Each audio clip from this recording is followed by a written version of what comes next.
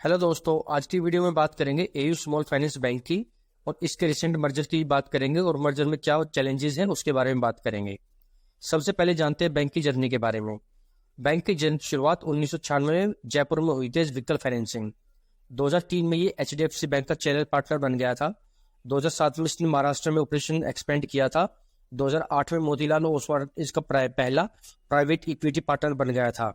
2011 में ये housing finance company बन गई थी। 2012 में अगेन एक प्राइवेट इक्विटी ने इसमें इन्वेस्टमेंट किया था। 2015 में RBI से इस बैंक को एज स्मॉल फाइनेंस बैंक का लाइसेंस मिला। 2017 में इसने ऑपरेशन स्टार्ट किया था एज स्मॉल फाइनेंस बैंक और NSE और BSE पर लिस्ट हुआ था। 2022 में इसने 2000 करोड़ रेज किए थे और पहला क्रेडिट कार्ड की शुरुआत की थी। 2023 में RBI से AD1 लाइसेंस रिसीव हुआ था इस बैंक को। AD1 कैटेगरी का मतलब है फॉरेन एक्सचेंज ट्रांजैक्शन में डील की परमिशन। बैंक की जियोग्राफिक स्प्लिट है। Urban deposit 78%, urban loan 37%, rural deposit 22% और रूरल लोन है 63%। बैंक के प्रोडक्ट्स और सर्विसेज 5 बिजनेस ग्रुप से अलाइंड है। पहला अर्बन ब्रांच बैंकिंग, दूसरा Swadesh banking government and wholesale deposits, जिसमें शामिल है small and marginal farmers lending और फाइनेंशियल और डिजिटल इंक्लूजन। तीसरा रिटेल एसेट, जिसमें शामिल है wheels means vehicle loan, micro business loan और होम लोन। फोर्थ है कमर्शियल बैंकिंग, जिसमें शामिल है business banking, agri banking, real estate group, NBFC lending और ट्रांजैक्शन बैंकिंग। फिफ्थ है डिजिटल बैंक AU 0101, जिसमें के अलग अलग डिजिटल प्रोडक्ट्स और सर्विसेज हैं। इसके अलावा bank insurance, payment, wealth, PMS और दूसरी सर्विस ऑफर करता है। बैंक की प्रेजेंस जम्मू कश्मीर, हिमाचल प्रदेश, पंजाब, चंडीगढ़, हरियाणा, उत्तराखंड, दिल्ली, उत्तर प्रदेश, राजस्थान, गुजरात, मध्य प्रदेश, महाराष्ट्र, गोवा, कर्नाटका, केरला, तमिलनाडु, आंध्र प्रदेश, तेलंगाना, ओडिशा, छत्तीसगढ़, झारखंड, वेस्ट बंगाल, बिहार और असम में है। टच पॉइंट ब्रेकअप जो है रूरल में 71% और अर्बन में 29%। बैंक के 311 रूरल सेंटर है, 76 अनबैंक्ड ब्रांचेज है, 1027 टच पॉइंट्स है, 474 ब्रांचेज है, 21 स्टेट्स और 3 यूनियन टेरिटरीज में प्रेजेंस है, 493 ATM और 711 लोकेशंस है। सेगमेंट ब्रेकअप जो है retail banking 74.3%, wholesale banking 9.4%, treasury 30.8% और others 2.5%। Loan breakup retail banking जो है wheels 30.1%, MSME 28.4%, business banking 10.1%, agri SME 16% और अदर 9.1%। आप जानते हैं state wise share of deposit and loans. Rajasthan का deposit 31%, loan 35%, Maharashtra deposit 19%, loan 14%, Delhi deposit 12%, loan 5%, Punjab deposit 9%, loan 6%, Haryana deposit 7%, loan 5%, Gujarat deposit 7%, loan 11%, Madhya Pradesh deposit 4%, loan 17%, Uttar Pradesh deposit 2%, loan 2%, Himachal Pradesh deposit 2%, loan 1%, Karnataka deposit 2%, loan less than 1%, Chhattisgarh deposit 1%, loan 3% और rest of India deposit 3% और loan 1%। Performance highlights for FY 22-23। Capital adequacy ratio 23.6%, total income 9,240 crore रुपए, year on year growth है 34%, total assets 90,216 crore रुपए, year on year growth है 31%। Provision coverage ratio versus provision coverage ratio with technical right offs 75% versus 78%। Net interest income 4,425 crore रुपए, जिसमें year on year growth है 37%। Deposits 69,365 crore रुपए, year on year growth है 32%। Net NPA 0.42%। Profit after tax 1,428 crore रुपए, year on year growth है 26% और gross advances है 59,258 करोड़ रुपए, ईयर ऑन ईयर ग्रोथ है 26%। बैंक के कस्टमर्स की भी ईयर ऑन ईयर ग्रोथ 40% से ग्रो हुई है और नेट वर्थ भी ईयर ऑन ईयर 46% से बढ़ी है। Fundamental analysis, market cap 37,808 crore रुपए, बुक वैल्यू 165 रुपए, price to book ratio 3.43, price to earning ratio 23.8, debt to equity ratio 6.89, जो जनरली बैंकिंग स्टॉक्स में हायर ही होती है। Pledging percentage 0, free cash flow 30 का है 16,674 करोड़ रुपए, PEG रेशियो है 0.64, EV टू EBITDA रेशियो है 14.8, करंट रेशियो है 3.05, सेल्स ग्रोथ 3 ईयर्स की 24.2%, और प्रॉफिट ग्रोथ 3 ईयर्स की है 28.4%। शेयर होल्डिंग पैटर्न्स, प्रमोटर के पास 25.46% स्टेक है जो दिसंबर 2022 में 25.55% था और लास्ट क्वार्टर में 25.49% था और कम हो गया है। म्यूचुअल फंड्स के पास भी 20.8% स्टेक है जो लास्ट क्वार्टर के 19.5% से बढ़ गया है। FII के पास 1.13% स्टेक है जो लास्ट क्वार्टर से कम हुआ है लेकिन लास्ट ईयर से बढ़ा है। पब्लिक के पास 12.61% स्टेक है जो लास्ट क्वार्टर के 13.3% से कम हुआ है।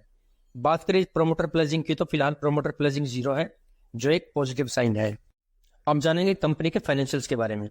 टोटल इनकम जो 2019 में 3,417 करोड़ रुपए थी वो 2020 में बढ़कर 4,992 करोड़ रुपए, 2021 में 6,371 करोड़ रुपए, 2022 में 6,715 करोड़ रुपए और 2023 में 9,240 करोड़ रुपए हो गई है। नेट इंटरेस्ट इनकम जो 2019 में 1,343 करोड़ रुपए थी और 2020 में 1,909 करोड़ रुपए, 2021 में 2,365 करोड़ रुपए, 2022 में 3,234 करोड़ रुपए और 2023 में 4,425 करोड़ रुपए हो गई है। अदर इनकम जो 2019 में 462 करोड़ रुपए थी और 2020 में 706 करोड़ रुपए, 2021 में 1,421 करोड़ रुपए, 2022 में 994 करोड़ रुपए और 2023 में 1,034 करोड़ रुपए हो गई है।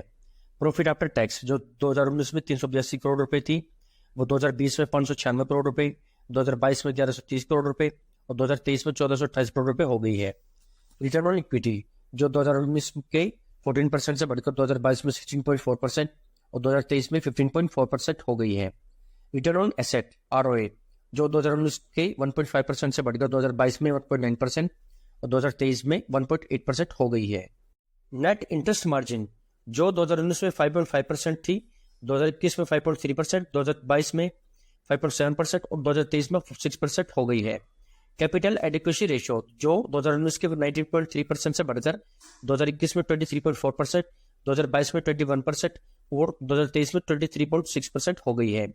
एवरेज कॉस्ट ऑफ फंड्स जो 2019 में 7.9%, 2021 में 6.8%, 2022 में 5.9% और 2023 में 6% हो गई है।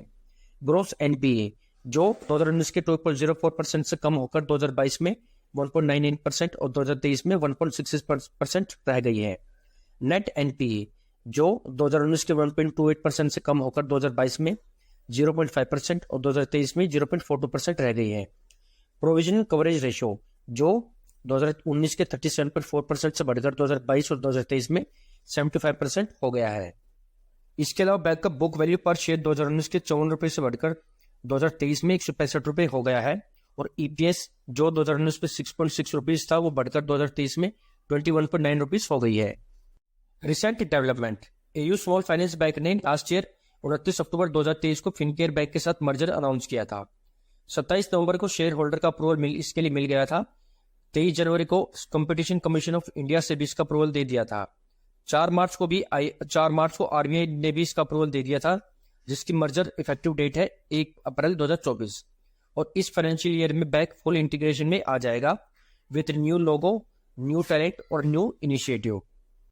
बैंक का pre and post merger analytics, balance sheet 1,01,176 crore रुपए से बढ़कर 1,16,695 करोड़ रुपए, नेटवर्थ 12,167 करोड़ रुपए से बढ़कर 14,494 करोड़ रुपए, डिपॉजिट्स 80,120 करोड़ रुपए से बढ़कर 89,854 करोड़ रुपए, एसेट अंडर मैनेजमेंट 76,177 करोड़ रुपए से बढ़कर 89,529 करोड़ रुपए, प्रॉफिट आफ्टर टैक्स 1,164 करोड़ रुपए से बढ़कर 1,472 करोड़ रुपए, कस्टमर 46.1 लाख से 1.05 करोड़, टच पॉइंट 1,049 से 2,352।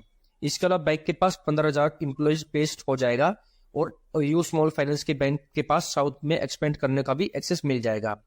बैंक के ROA और बुक वैल्यू भी अट्रैक्टिव हो जाएंगे और बैंक हायर यील्डिंग बिजनेस और हाई रिटर्न और एसेट बिजनेस पर भी फोकस अपना कंसंट्रेट करेगा।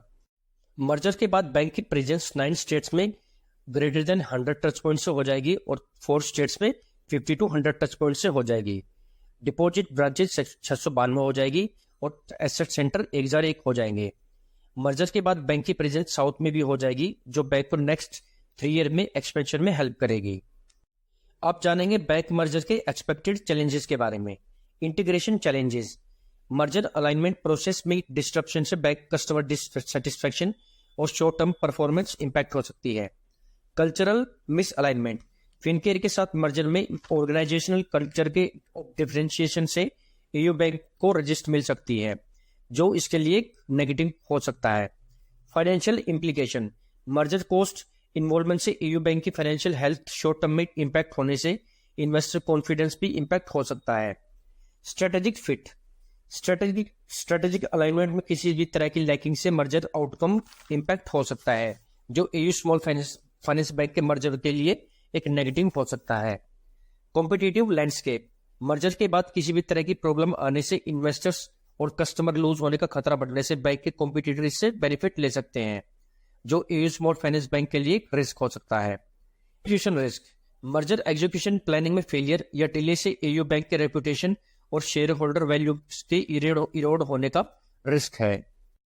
AU at 2027 guidance, AU bank का 2027 विजन है deposit growth 23 to 25%, focus on high yield and high ROE business like wheel with CAGR 25%, micro business loan with CAGR 20 to 22%, FinCare or gold loan with CAGR 28 to 32%. Asset quality के लिए take right of 65 to 70% होगा। Unsecured book 15 to 12% होगी। High yield और high ROE portfolio mix होगा 75:25 और ROE का target bye 27 होगा 1.8%। Bank की proposed management team, mister Sanjay Agarwal, founder, managing director and chief executive officer, जिनको 27 ईयर्स से भी ज्यादा का एक्सपीरियंस है। उत्तम तिबरवाल, एग्जीक्यूटिव डायरेक्टर, जिनको 21 ईयर्स से भी ज्यादा का एक्सपीरियंस है। विमल जैन, चीफ फाइनेंशियल ऑफिसर, जिनको 14 ईयर्स से भी ज्यादा का एक्सपीरियंस है। Yogesh Jain, chief operating officer, जिनको 14 ईयर्स से भी ज्यादा का एक्सपीरियंस है। मनमोहन, कंपनी सेक्रेटरी, जिनको 15 ईयर्स से भी ज्यादा का एक्सपीरियंस है। विवेक त्रिपाठी, हेड ऑफ HR, जिनको 4+ ईयर से भी का एक्सपीरियंस है। अंकुर त्रिपाठी, चीफ इंफॉर्मेशन ऑफिसर, जिनको 10+ ईयर्स का एक्सपीरियंस है।